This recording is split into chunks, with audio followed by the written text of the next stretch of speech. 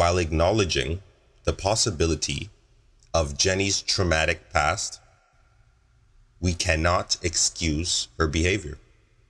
Her actions are not those of a helpless victim, but a conscious individual who chooses to hurt others. She uses her trauma as a justification, rather than taking responsibility for her actions. Jenny's sister is conspicuously absent throughout the story, isn't she? Now remember how I told you that Jenny never seemed to want to go home? Jenny? It's almost as if she vanished into thin air. One can only wonder what happened to her. Perhaps she was smart enough to escape Jenny's toxic behavior and started a new life elsewhere. And maybe if Jenny What's wrong with your leg? wasn't dragging him along like a puppy on a leash, Forrest might have had a chance with someone else. I'm sorry I ruined your New Year's Eve party, Lieutenant Dan. She tastes like cigarettes. I mean, he was probably trying to woo her with his charming book-carrying skills Hey, dummy! Are you... and romantic dangling, And I showed her how to swing. but she just kept stringing him along like a fiddle. Maybe one day, Forrest. Okay, Jenny. Okay, Jenny, I'll stay. Meanwhile, he could have been out there. Maybe he would have been married with kids, living the American dream, instead of being stuck in limbo. Who knows? Maybe she blocked his blessings, and he missed out on a life full of happiness. Jenny chose Forrest, You can sit here if you want. and one might say she made a calculated move to secure a comfortable spot in his life. He was a sitting duck, if you will. Mrs. Gump? And Jenny saw an opportunity too good to pass up.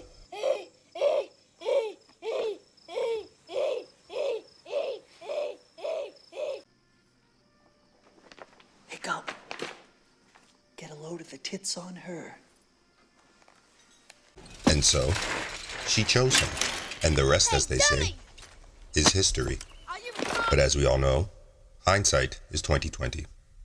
And Forrest would have been better off if she had just simply said, Tiger. Can't sit here. let's fast forward to high school, Hey, stupid! where we see Jenny again.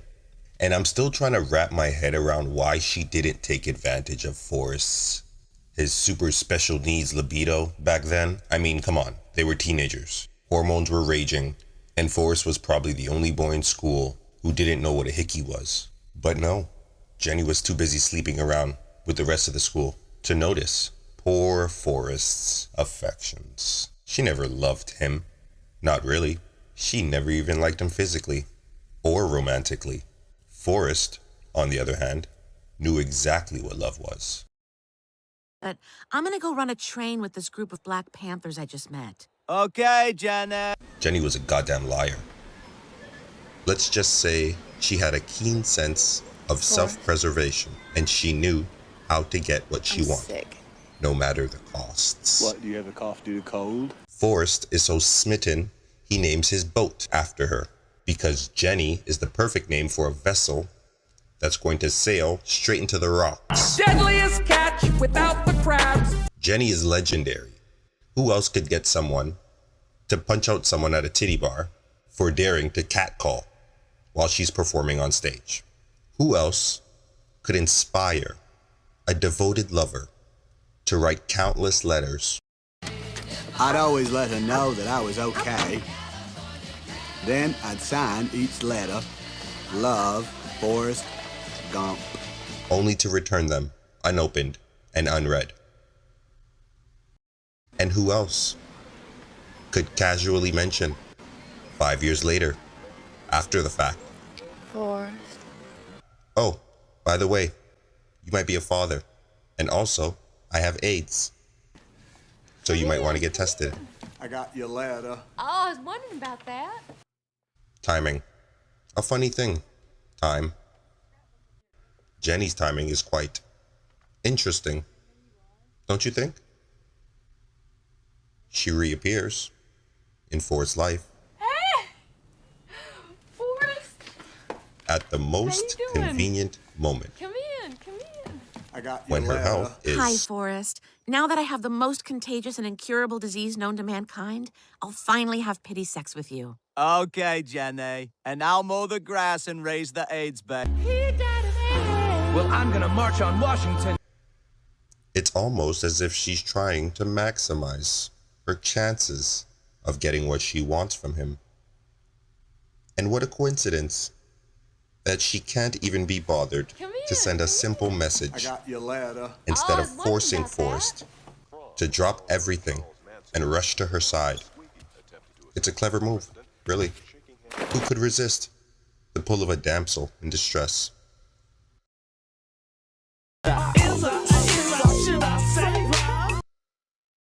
Admittedly, she does show moments of kindness and love towards Forrest. I love you. Forrest, However, you don't know what love is. prioritizing her own desires over Forrest's well-being.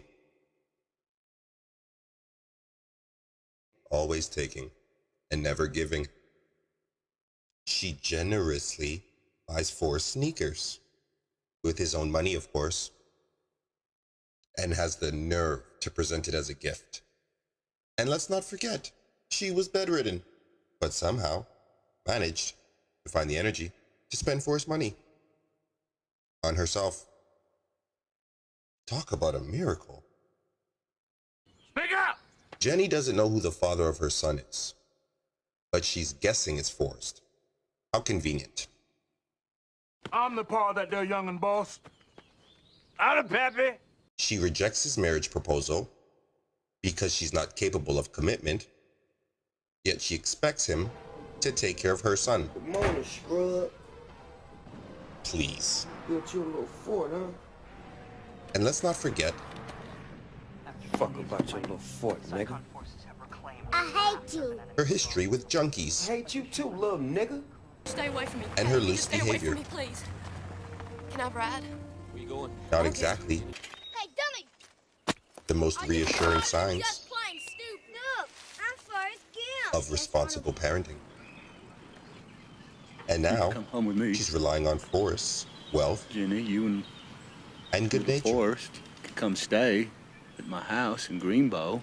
to care for her son, I'll take care of you if you're sick. all while dealing with a mysterious virus Would you marry me, Forrest? that she probably contracted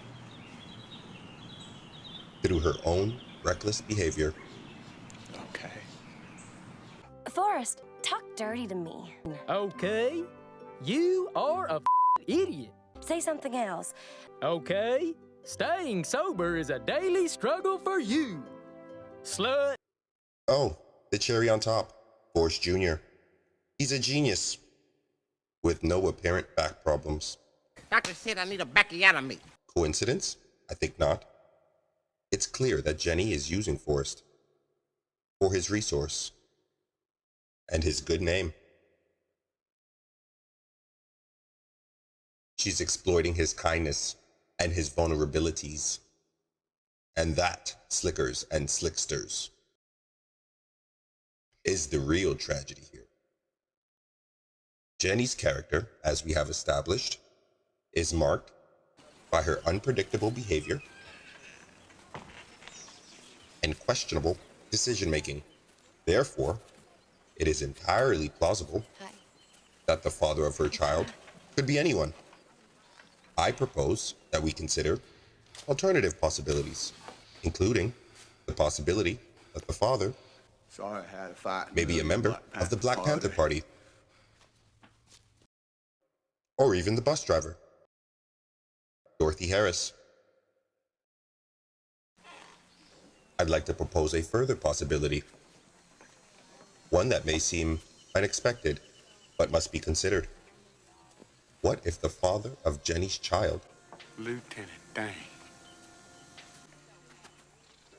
is none other than Lieutenant Dan, Forrest's own friend and superior officer, This is my fiance.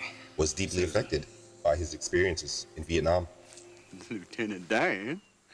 This is and his Jenny. relationship with Jenny was complicated, Nice to meet you to say the least. Could it be that Lieutenant Dan's paternal instincts were awakened by Jenny's vulnerability, leading to a moment of passion that resulted in the conception of her child?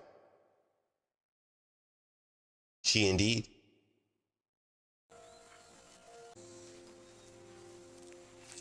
Lieutenant Dan? Only thing she ever gave Forrest was a titty squeeze and a pity fuck with a side of AIDS and a kid that may or may not be his, who's also infected with AIDS. Possibly. Yoo-hoo! Hey! Hi! Hey, you! This is my old friend from Alabama. How'd you do?